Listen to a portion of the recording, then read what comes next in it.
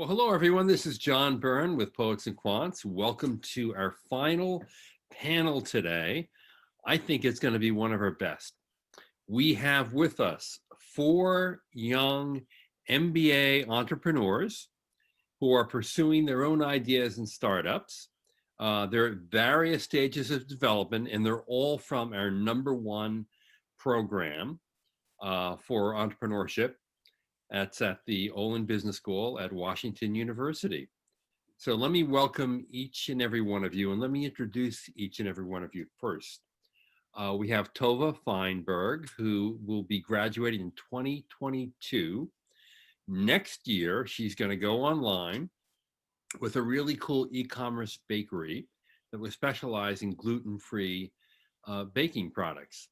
It's called STL Loaves. We'll get the lowdown on that as soon as we get the chance to chat with Tova. Then we have Shannon Turner, who's a 2018 graduate of the Olin School, has her MBA from Olin, and she founded a nonprofit that does development work in Ecuador. It's called the Maria Lida. Maybe I got that wrong. Lida? Lida, that was great. Yeah, Lida. Lida Foundation. She's the founder, and I can't wait to hear about that. And I think I'm loving the fact that we have a social impact person on the crew here, because it just shows you the variety, the diversity of startup activity in business schools, and particularly at Olin. We have Lloyd Yate. Lloyd Yate is a 2022 MBA. So he's in his first year in the Olin Business School program. And he's got a really unusual venture in a way.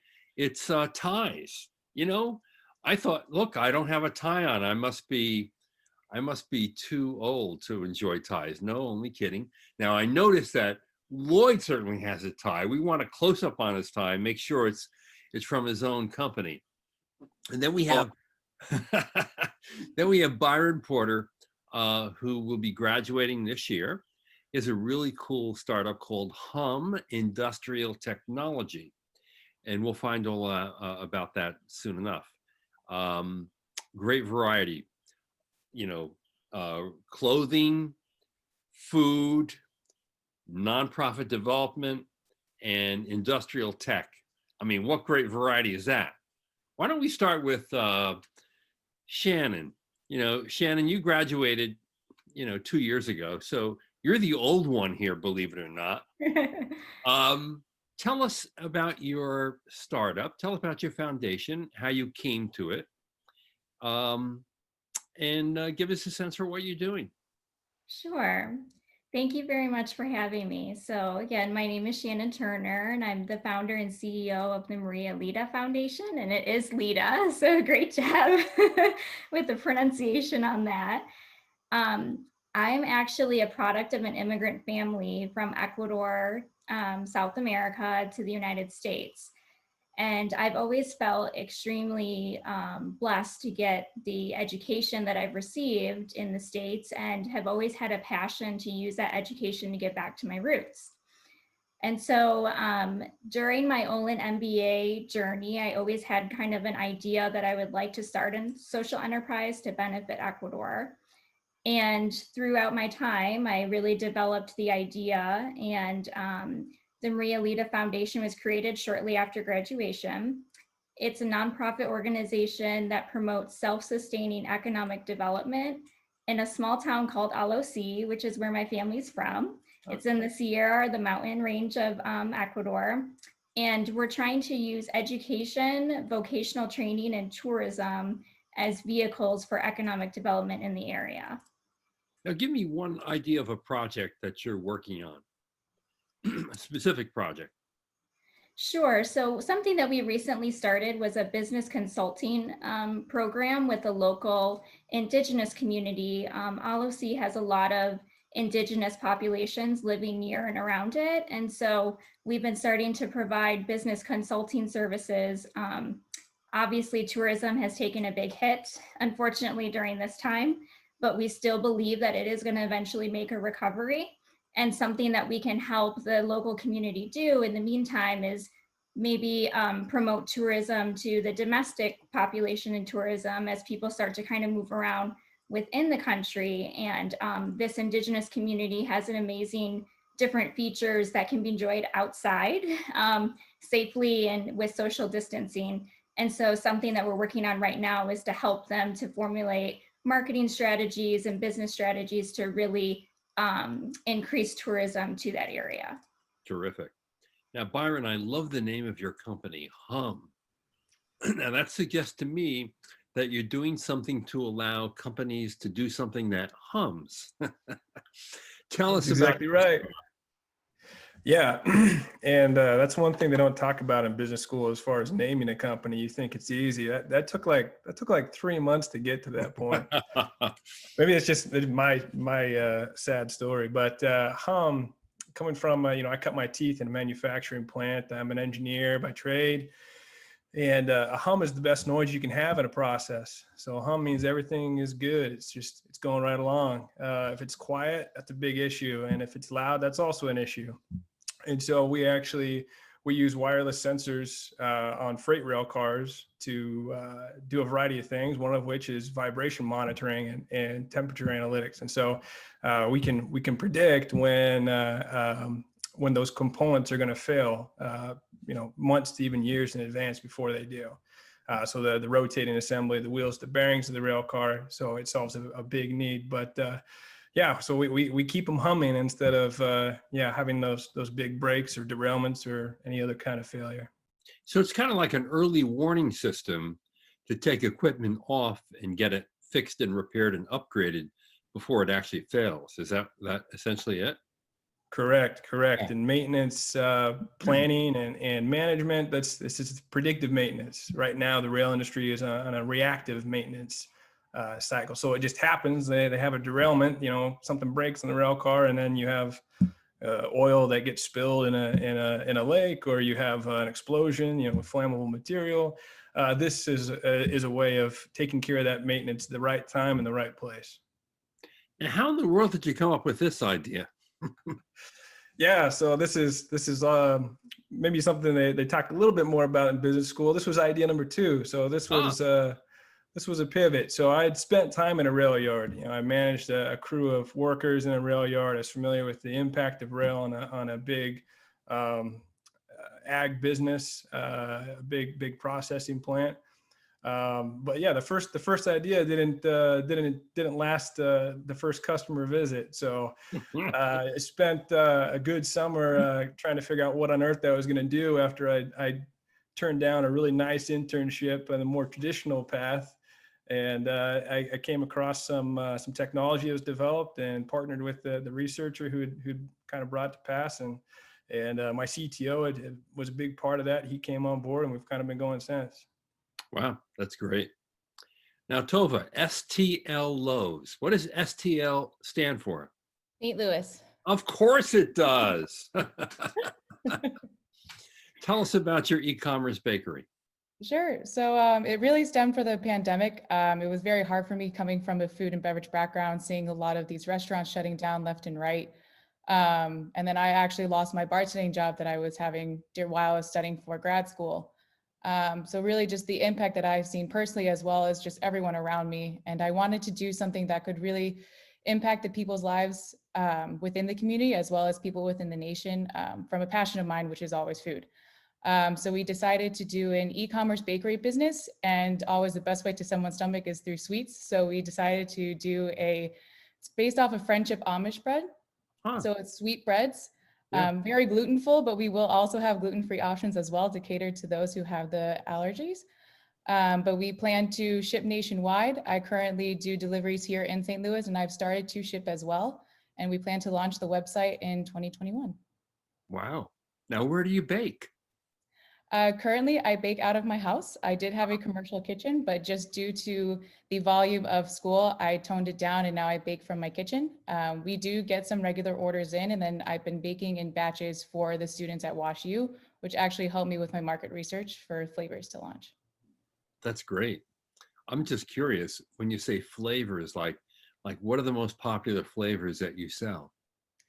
I want to say the top probably 4 would be the vanilla chocolate chip, which definitely is my personal favorite, but also every child's favorite. Cinnamon swirl is the best compliment with coffee, especially in the morning. A more authentic flavor, I'd say, would be our blueberry lemon. It's just a great combination of flavors. Good. It's very nice. It's dense yet it's light, so it's a nice balance. We are coming out with new seasonal flavors. So our newest seasonal flavor that's the most popular so far is our pumpkin cheesecake. Pumpkin cheesecake. Now, what a wonderful thing that is. Come on. Can't beat that. But I can't place an order right now. I got to wait until 2021, right? So you actually can. I do have a Facebook page that we use, and people are able to put in orders through that Facebook page. Oh, cool. Okay. How do they find you on Facebook? So if you search on Facebook, STL Loaves Share the Love, it will pull up to our Facebook page, and then there's a direct messaging link there as well. So you can message All right, there you have it. So Lloyd, can you get close to the camera? I'm assuming that's one of your ties, is it not? Yes, it is. I wear nothing but my ties. Now, why in the world would a guy like you want to be in the tie business? Yeah, that's a great question. And well, first I want to say I'm honored to be on this panel. Everyone's doing awesome things. You as well with Poets and Quants, and everybody at WashU loves Tova's bread. So I can definitely be a recommender. It's an endorsement, Tova. Yeah, for sure. Thank you.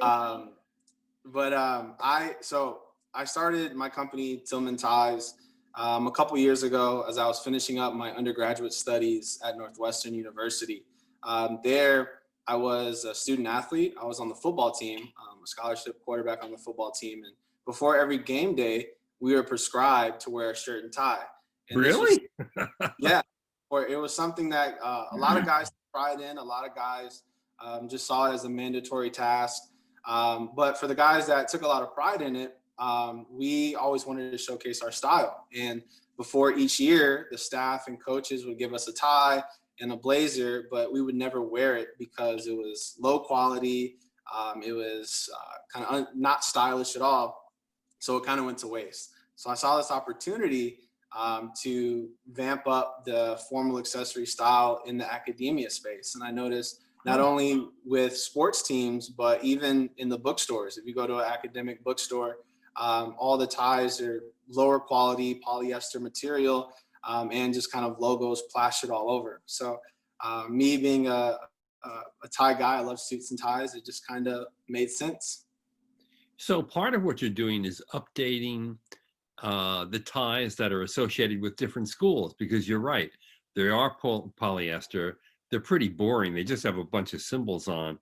Are you actually taking like big universities and saying, hey, I can do this and do it in the cool, updated way? Is that part of the shtick? Yeah, that's exactly a part of it. You know, specifically with targeting sports teams first, because a lot of sports teams are prescribed to wear the shirt and tie. You know, sports teams like to quote it as a business trip. You know, when you go, and this was kind of pre-COVID. COVID kind of shifted things a little bit, but we were definitely targeting universities and sports teams specifically. What kind of quarterback were you? The best kind.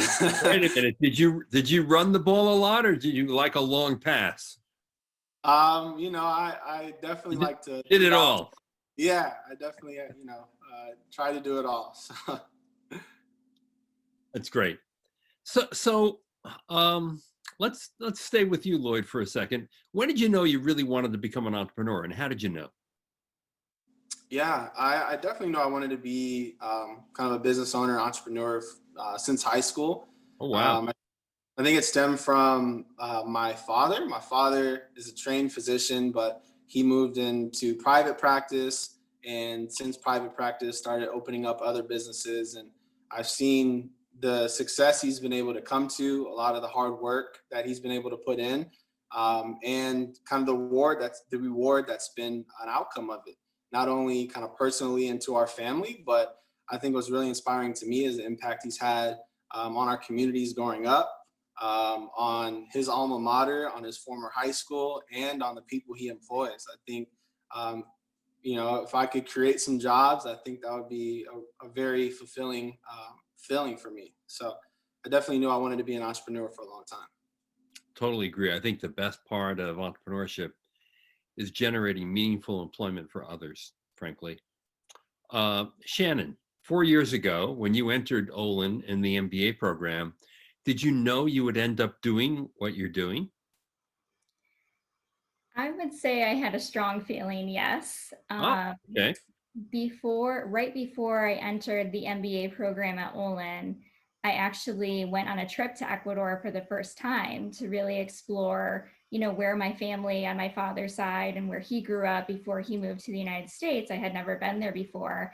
Wow. And I found that Ecuador is just such a beautiful country. It's so much closer than people realize to the United States, and such a beautiful people, but unfortunately has a lot of poverty.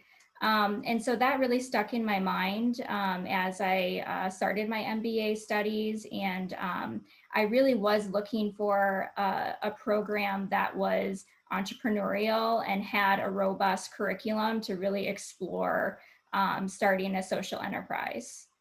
So that visit to your parents' homeland sparked your interest in wanting to do something for your country.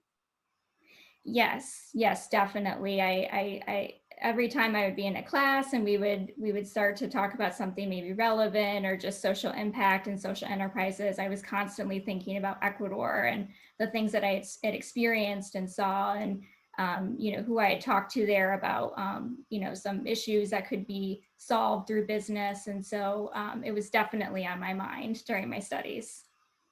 Great. Now, Tova, when did you know you wanted to become an entrepreneur? So I've known definitely since I was a kid, especially within the food and beverage industry. I just saw like people's reactions as far as when someone just ate something small or drank something that I really liked. Now, don't tell me you had a lemonade stand as a kid. I wasn't the lemonade stand kid. No, I was Okay. not. We used to host office parties here at home in St. Louis. I'm born and raised here. And so it would just be my whole family. We'd go to Costco. We would get all the ingredients for the party. It would be like 100 people party. You'd see me peeling potatoes, 50 pounds of them, like peeling the carrots, getting everything ready. We did not want to use caterers. So really just the joy of food started ever since I was a kid.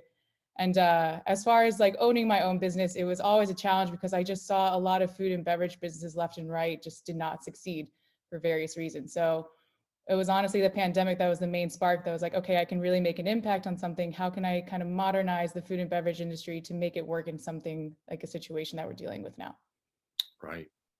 Now, Byron, when did you figure out you wanted to become an entrepreneur, and how did you know? Well, I admire all these people here who knew from early days. I had no intention of being an entrepreneur at all. I was hoping for a nice, cushy general management job when I entered business school, and There you go. work for a big industrial company. I knew I wanted to run my own show, but it wasn't really until I talked to a good friend of mine who'd spent 15 years at GE, and he was doing his own thing entrepreneurially then, and he kind of encouraged me to take a look at it and realize, I share a lot of the same interests that he did. And my last role before business school was very independent. I could do a whole lot of things. And so I just, I gave it a shot, and I thought maybe I'll intern or work a little bit for a startup. And it wasn't, 4 or 5 months into school, and I decided to start the company. So it's just too good of an opportunity once it came. It's funny you mentioned GE, because as you were telling me about your idea, I'm thinking your exit strategy is to sell a GE transportation. There'd be a possibility. We're working through the supply chain, but there's a lot of markets we can really tap into where a GE or Siemens plays in. Let's talk a little bit about how the business school experience and the MBA program at Olin is supporting you in one way or the other, with what you're being taught, with what resources are available, with the general, encouragement and support network that you're surrounded by. Shannon, how since you're been out now for 2 years, can you look back and reflect on how the MBA experience shaped your thinking about your foundation? Absolutely. My MBA education at Olin was so instrumental to my entrepreneurial journey and where my career is at now. Just to speak really quick as an alum from my perspective, I still have a great relationship with the school, and they're still very much helping me and cheering me on with this journey. I'm actually a client for what they have is the Center for Experiential Learning, where students can work on consulting projects for different enterprises. And this fall is actually my second time being a client for that program. And that's just been instrumental in helping us to formalize more strategies, especially during the pandemic. And so that's been super helpful. I actually have one of my old professors from the MBA program, Hillary Anger Elfenbein, who is a wonderful professor in the MBA program, on our board of directors. And I have one of my classmates, Paula Moscoso, who is actually on our board of directors as well. So just even as an alum, the school has been instrumental in this journey. And as a student, I was really able to explore my idea through my intro to entrepreneurship class, my hatchery classes, where I had to pitch this idea. And it started out as something very different and has evolved over time into the Maria Lita Foundation. It started as a mountain climbing, horseback riding social enterprise that has evolved again into this nonprofit organization. But it was super helpful. All of the professors, again, all of the curriculum that I was able to have, all of the resources has just been great. I can't say enough things. Now, was your idea hatched in the hatchery? It was actually hatched, well, a version of it in my intro to entrepreneurship class, which at that time was taught by Cliff Holcamp, who has been instrumental to the school's entrepreneurship platform and program. He's an incredible guy. I had the pleasure of having dinner with him in St. Louis. Yes. And I got to tell you, you walk out of there and you want to start a business no matter what. Yes, yes, he has that way to convince you that this is the right path for you, which I love. But in that class, we had to pitch a business idea, and I was really honestly thinking about different ideas. What am I going to pitch? And I kept going back to this idea with Ecuador, and so I said, okay, I'm going to pitch it. And it ended up being one of the top ideas in the class. And so I ended up doing a feasibility study around it with a team. And then it kind of just evolved from there. And then the next semester, I took the hatchery course. So I was able to dive even deeper and actually pitch the idea to real investors in the St. Louis community, which was a wonderful experience. Right. Now, Byron, did your idea get hatched in the hatchery or not really? Because you were having this burning desire to do this 4 months into the program. The hatchery, I imagine, is an elective course. So that comes later, but maybe you took your idea into the hatchery and perhaps it was refined in some meaningful way.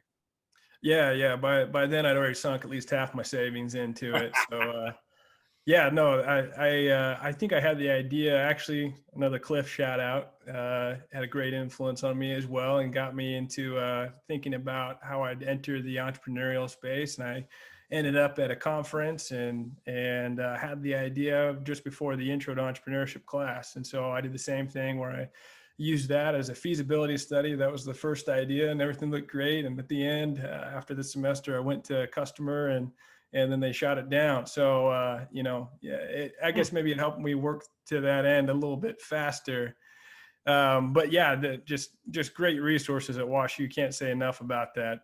Between the classes, the professors, I'm still in contact with at least a half a dozen professors there on different questions with marketing strategy and pricing and all sorts of stuff. Just a wealth of resources out of WashU. So Lloyd, you brought your idea to WashU. How helpful has the school been in helping you move it along? Yeah, I think the school's been super helpful. I mean, Shannon and Byron both mentioned Cliff Holcamp. He was somebody that I have been connected to as well, just through the entrepreneurship program. And I definitely say, I think Tova can attest to this as well, but there's definitely a multitude of different funding resources, of different professors who are looking to help you grow and scale your business, whether that be with, marketing, with strategy, with operations. And it's been really fun just taking these, fun and rigorous, taking these kind of core MBA classes to get kind of these technical skills of accounting, of econ, of operations management, of strategy, that we've been able to, directly apply to our businesses. So it's been a fun, 6-7 weeks, and I'm excited to see kind of how it evolves from here. Right.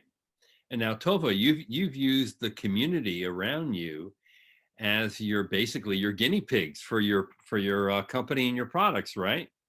I have, yes. To attest to Lloyd, what he just mentioned, not only am I learning the foundational language of business and kind of really being able to apply my business to what I'm learning in these classes, but I've also had really great connections as far as like the other peers in my class and the class ahead of me, really cheering me on and like really spreading the word about these breads and buying them and tasting them and giving me constructive feedback as well as, great comments.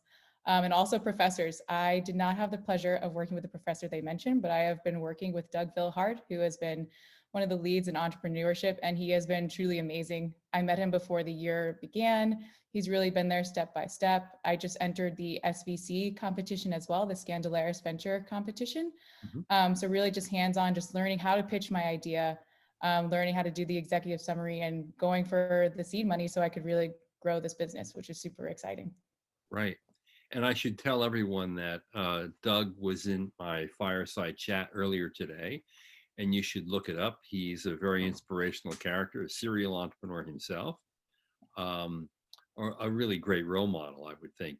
Now, usually I don't do this. I don't bring questions in from the audience in the midstream, but I want to read this because I think it's kind of cool. Quote, "You guys have awesome stories. I myself am thinking of transitioning to entrepreneurship post MBA. Since business school costs quite a hefty sum for most students, how did you reconcile that with your desire to become an entrepreneur? How did you do the cost benefit analysis in your mind?" Tova? There's always that lingering thing in the back of your mind about money, money, money. And there's no doubt that this program it's intense as far as financials, but one, the school is really there. And there's a lot of ways for financial aid. There's a lot of scholarship opportunities. And really to balance it with the business, it's about your passion. If you're really passionate for your business, then you go for it. And it's nice, as Lloyd and I mentioned, you can really apply your business to school. So you're not really strained on picking a side. You can apply both at once. So I think also a way that I thought of it was not only is this an education, but it's me to have the tools to build a business and to really succeed in the world to come, especially with all the changes that have been coming. So think of it more as just an education, but more of just like really the tools to succeed in life. Yes. Now, Shannon, you're in a whole different world because you're in the nonprofit sector, where obviously the rewards are not going to be as great for you, but your rewards will be psychic rewards, the emotional high of knowing you're doing really good for a lot of people who really need help. How did you figure your way through this sort of cost benefit analysis? Yeah, it was definitely a big question, but I'll echo some of what Tova was saying. I think that WashU is a great community, and they really do work with you and do have a lot of opportunities for financial aid, which can help. And for me, yeah, I just have such a burning passion to truly give back to my roots and just leave this legacy. And I just really want to do that in the world. So to me, it's worth it. That being said, I obviously have support from family members and things like that to help me along the way as well. Sure. And Lloyd, how did you look at this in terms of the cost of MBA tuition, and your desire to become an entrepreneur, which means also that obviously you need some capital to launch your business and be successful? Yeah, absolutely. I think this is no easy decision by any means. Fortunately, in my situation specifically, I applied through the consortium, which is a graduate program, and I was a recipient of a scholarship, so that made things a little bit easier. But as far as kind of sticking with entrepreneurship, it's something that I I just kind of jumped right in. As I mentioned, as an undergrad, I just jumped right into it, didn't really think twice about it. And because of that, I've invested a lot of time, blood, sweat, tears, as some will say, and a lot of money as well. So for me, it's kind of, I got to make this thing work. And I saw pursuing my MBA, especially at a place like Olin, which is #1 for entrepreneurship. As you mentioned, John Tova, Doug Villard is amazing and has been leading this program. I saw it as kind of a no-brainer that, even if I did have to kind of take on these costs of school, I think the future benefit of this MBA and learning entrepreneurship in this program would help me be able to achieve my vision, which is to grow into a global brand. So it was kind of a no-brainer. And I should point out, look, some people have to pay full freight, but the truth is there's a lot of scholarship money out there. And so I like to look at it this way. There's a sticker price that you see on the website, and then the real price you end up paying. And in many cases, if you don't have a lot of savings and if you didn't have a job that paid a lot of money, most schools will actually help you out and make it happen. The other thing is, if you're pursuing entrepreneurship, there are an unbelievable number of competitions that you can apply to, pitch your idea, and gain money from it. It also so happens that alumni and fellow students often are willing to reach into their pockets and kind of be your initial angel investors. This happens in a lot of different circumstances. Now, Byron, what was your situation in terms of funding your MBA plus your business at the same time?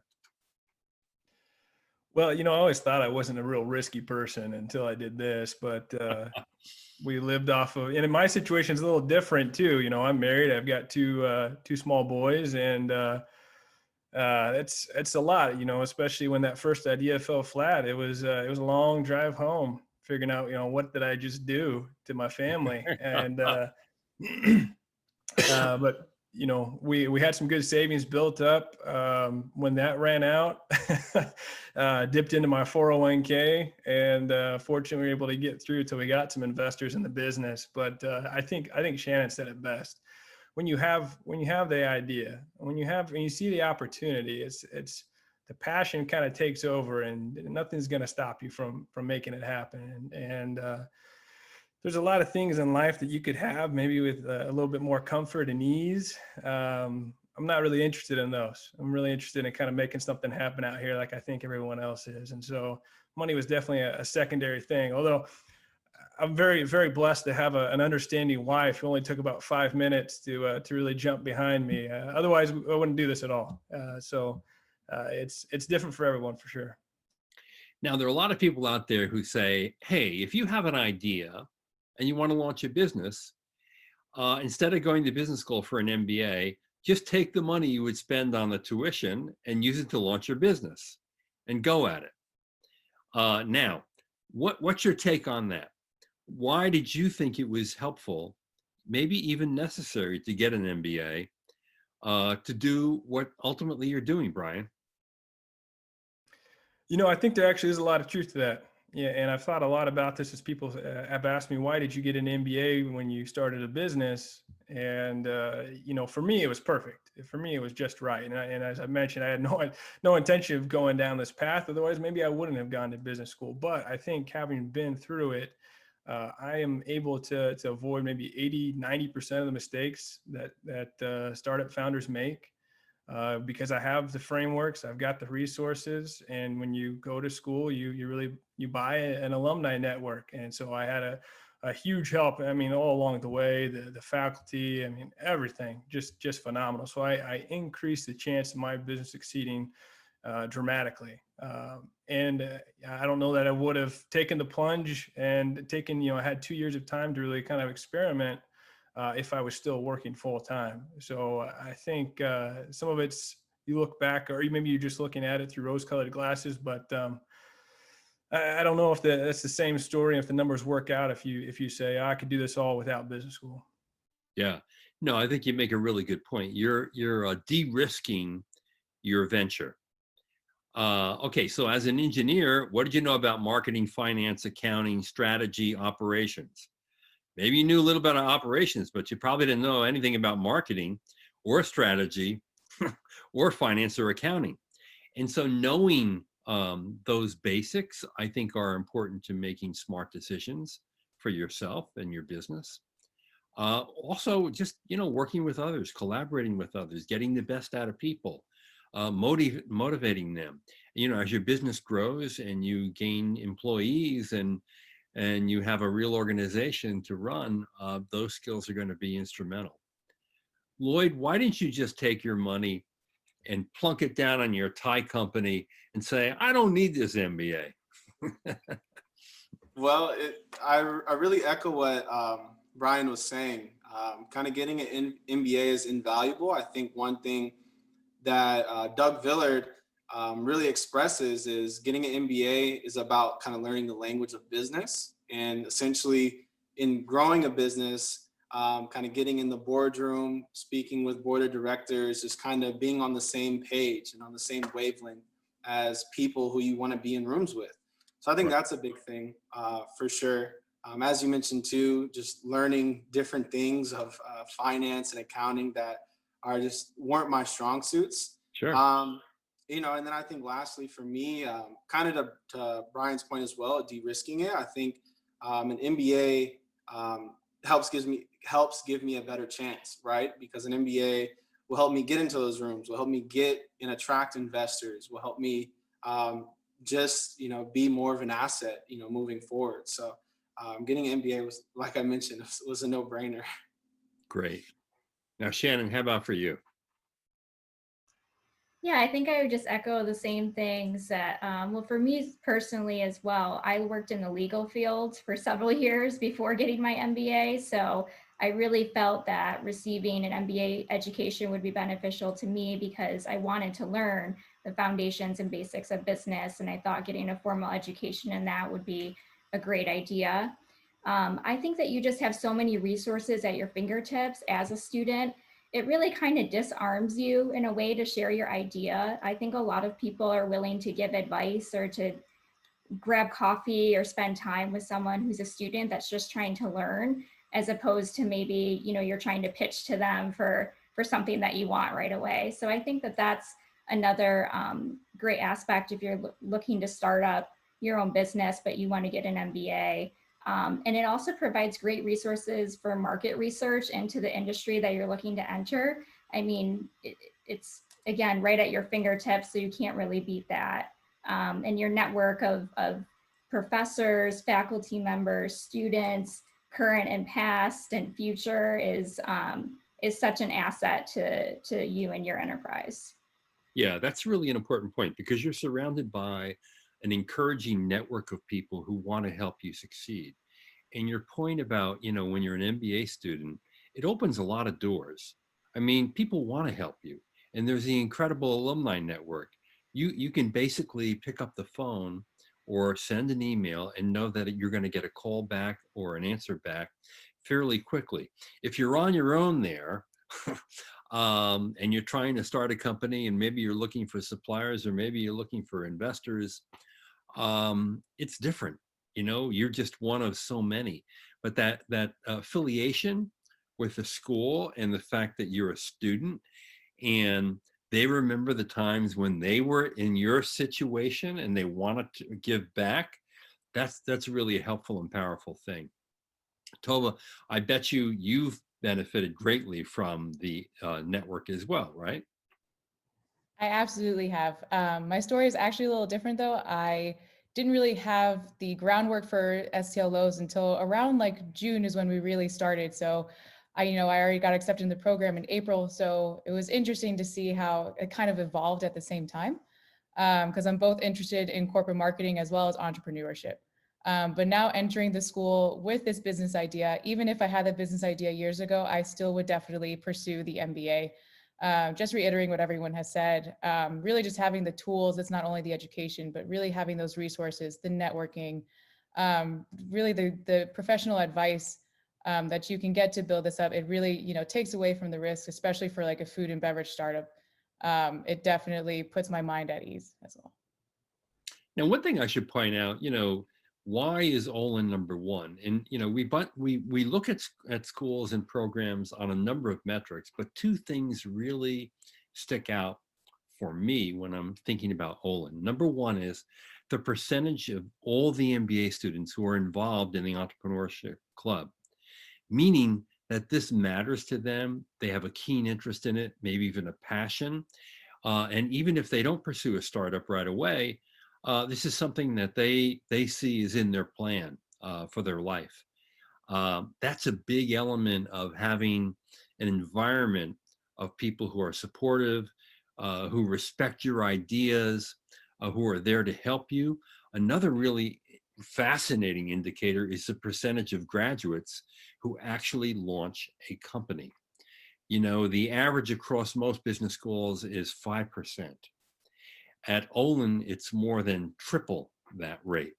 And it's just fascinating to me that we have a school in the Midwest, in St. Louis, not on the coast, where more students right out of school are launching businesses than they are at Harvard, Stanford, or you pick any other school. It's kind of remarkable. And it tells me a lot about both the people who are attracted to Olin and what they get out of the program.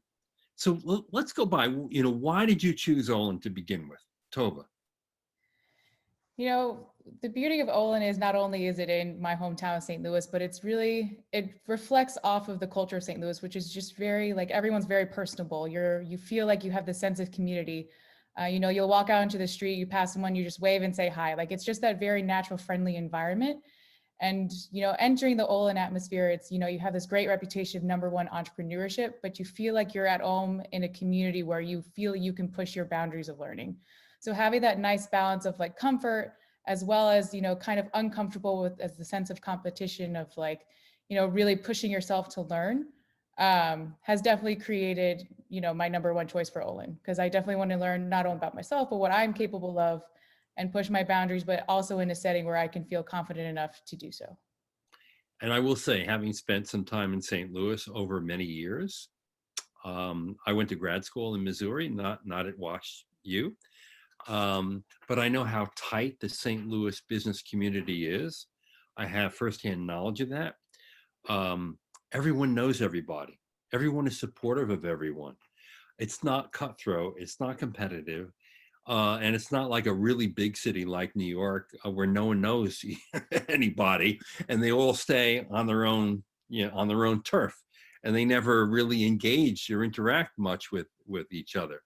In St. Louis, the CEOs, the C-suite people, I mean, they all interact with each other. They know each other. They like each other, and they're helpful to each other. And I think that's an important part of the environment as well.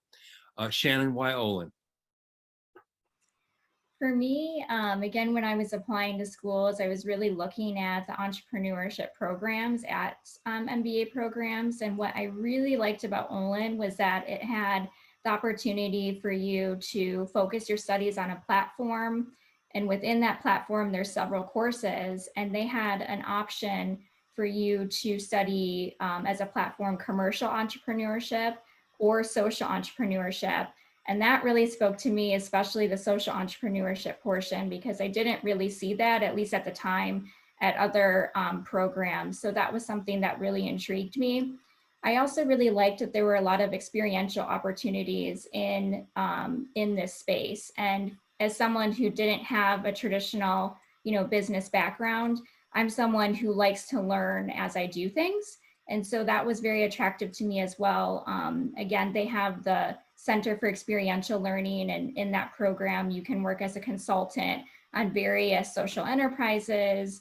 You can sit on the board of a local nonprofit organization, which was extremely helpful, of course, for me in my particular journey, and other startups that are in the community.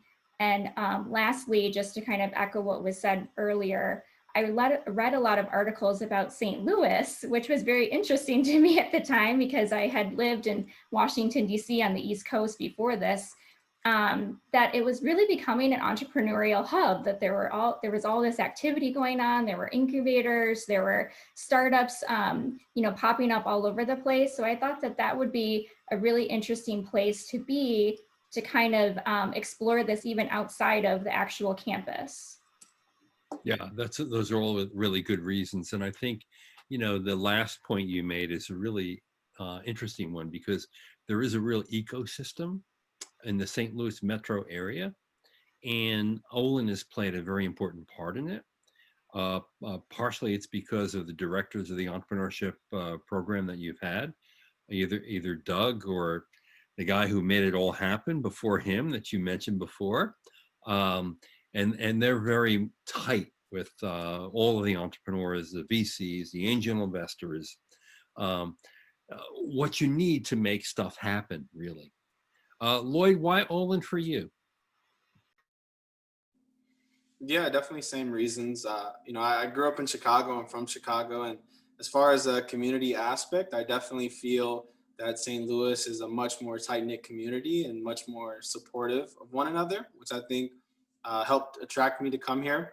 Another reason, really to kind of iterate off what you just mentioned, John, is, the doings of Cliff and Doug. They've really built a program and made entrepreneurship an emphasis. And I think one thing that stood out to me about Doug was he's, an entrepreneur in practice. You mentioned when we opened up, he's a serial entrepreneur, has multiple successful businesses, has failed in the past, and is willing to open up, share those experiences, and help bring you along. So I just really noticed the community that's, stemmed from Doug, that stemmed from the MBA admissions programs, who get to know you by your story, as cliche as that may sound, but it's definitely true. So it all clicked. And when I was in this kind of the searching for a school process, I visited a lot of schools, some in Chicago, some elsewhere, and really no other place felt the same. Now, well, what about the football team? Well, we won't go there, okay? Well, funny enough, I may actually be on the football team. So, is that right? Yes, I have. I'm sure you could out quarterback whoever the quarterback is. No diss on him. Okay. Yeah, it's been a good experience so far. Byron, why Olin for you? Yeah, there's a number of reasons for sure. But I think the biggest one, and we've all talked about it, is community. I remember coming back from, visiting campuses, and came back from this one, the Olin campus visit. And I remember turning to my wife and saying, I really feel like this is the one, because I feel like if I come here, I can make a difference. I can do something in the community.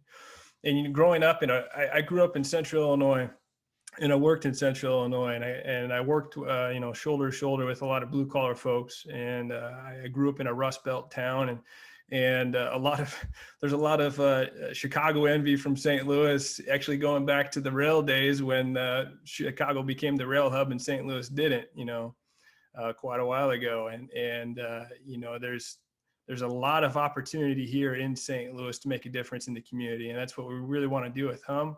We've got our eyes on some nice property, old burned out factories in North St. Louis. We can turn into warehousing and R&D space, hiring people and building up the community. That's a big interest, and something we really want to do with our company. And in St. Louis, you can go out and you can make that happen. Everybody is committed in St. Louis to making St. Louis a better place.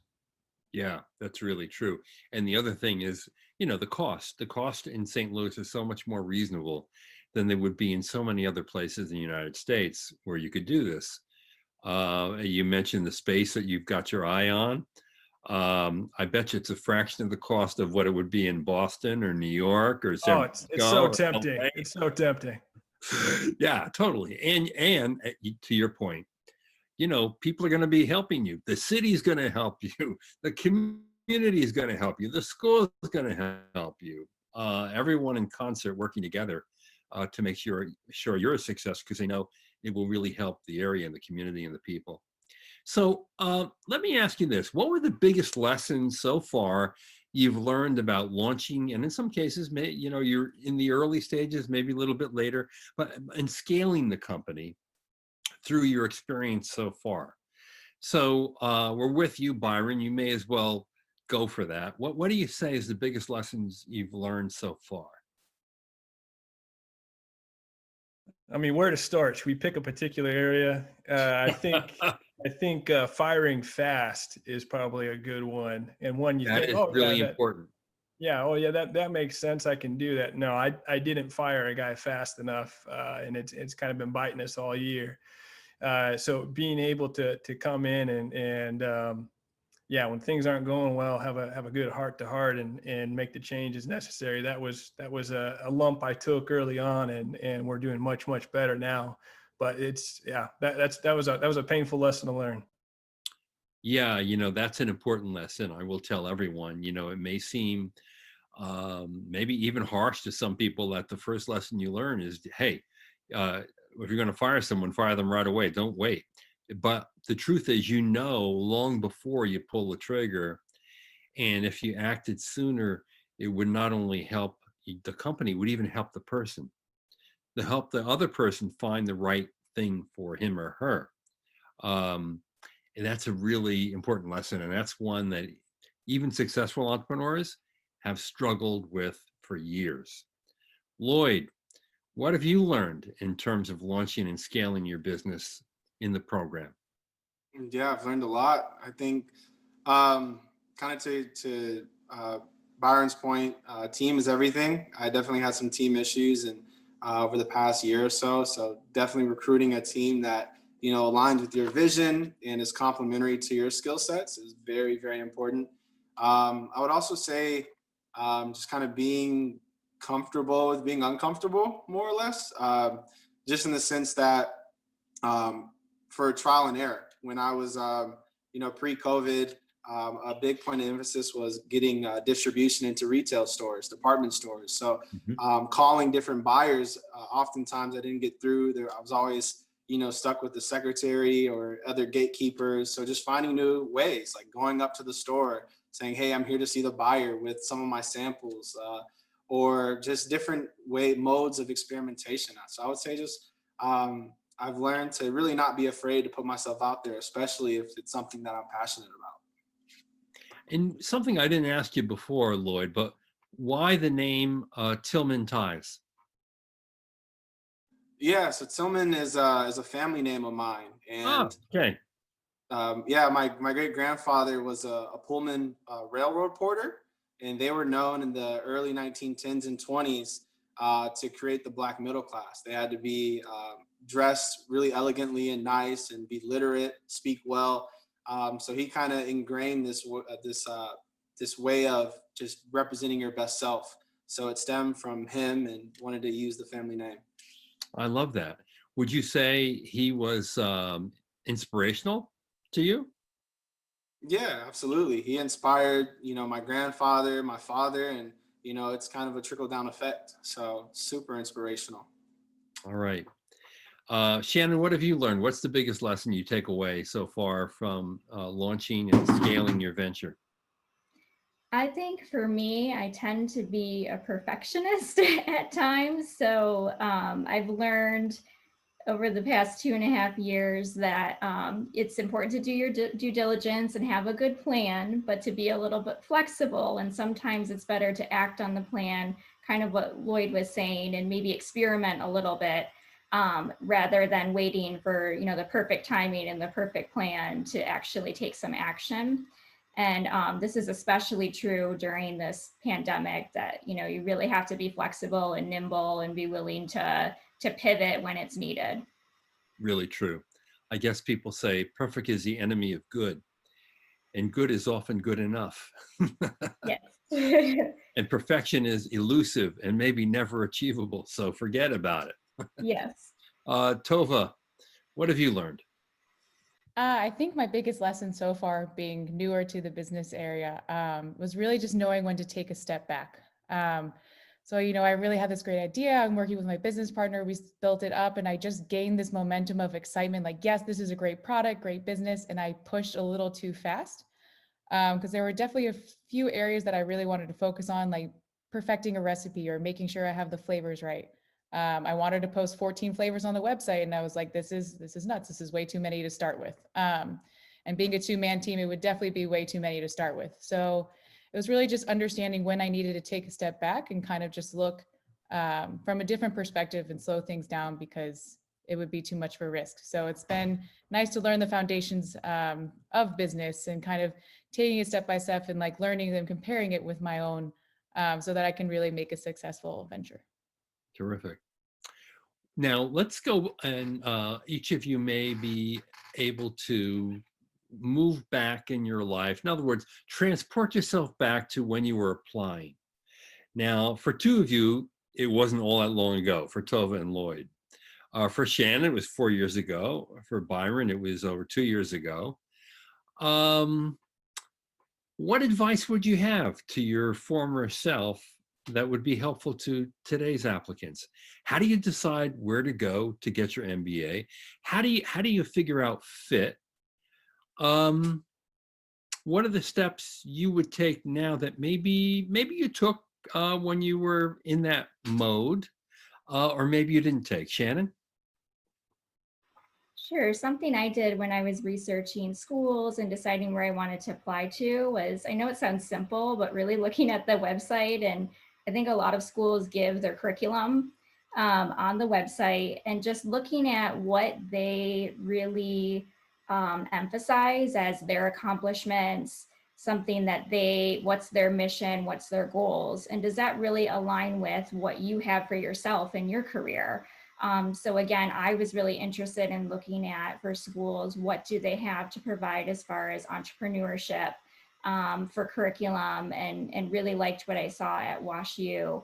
But I think it's really important to look at, of course, rankings are very important, and that's a good indicator to look at as well. But as far as fit for you personally, I would suggest looking at that, because obviously what they're emphasizing on their websites and in their communications, and obviously from talking to people, is something that they're going to really care about and is going to shape your experience as a student.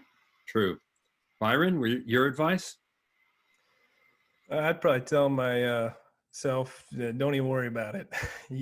Don't spend so much time thinking about it. Don't spend so much time, applying and looking at every single school. To be honest, maybe the top 15 schools, if you look at just those 15 schools, maybe 3 are actually a good fit. So don't try to just go for the highest ranked school. Look for, like what Shannon says, look for what works for you. Right. But in the end, there's not just one school. You could probably do well at a lot of different schools, right? So Yep. there's a lot of phenomenal programs out there. You know probably better than anyone, John, that there's not a lot of degrees of separation between some of them, and That's really true. there's no sense in sweating it out over every little decision. Yep. Good advice. Lloyd? Yeah, I couldn't emphasize enough the fit. I think going into undergrad, it really wasn't a matter of fit. Just it was different. I just wanted to go play ball and to go to a good school. But one thing I learned coming to the MBA program, I took a lot of visits. I took visits to the schools that I was interested in and shadowed classes. And I thought that really helped my decision-making process, because when I came to Olin and I shadowed a negotiations course, it was honestly the coolest class that I ever shadowed. The professor was just really personable. The classroom setting was just very kind of embracing. And I think knowing that going in to your decision-making process, we all need different things. Some people need a cutthroat program. Some people need an environment like this. So it really comes back to, your value system and realizing what school aligns with your values. I would say that's paramount. Tova? I think the biggest thing for me is you want to not have this pressure of what like the school stands for. You can look at like the top 10, 15 schools and be like, oh, this name, like this is fantastic. Like, don't worry about that pressure, that social pressure, because the GPA, the GMAT, that doesn't always define you. There's Right. more to you than that. So you really, like what everyone's saying, look for a program that's really going to suit you and really push you for your own boundaries of learning. Because no matter where you are, it's what you do with the program and it's what you do with the degree in the end that matters. So true. Now, here's the last and most challenging question I could ever ask anyone.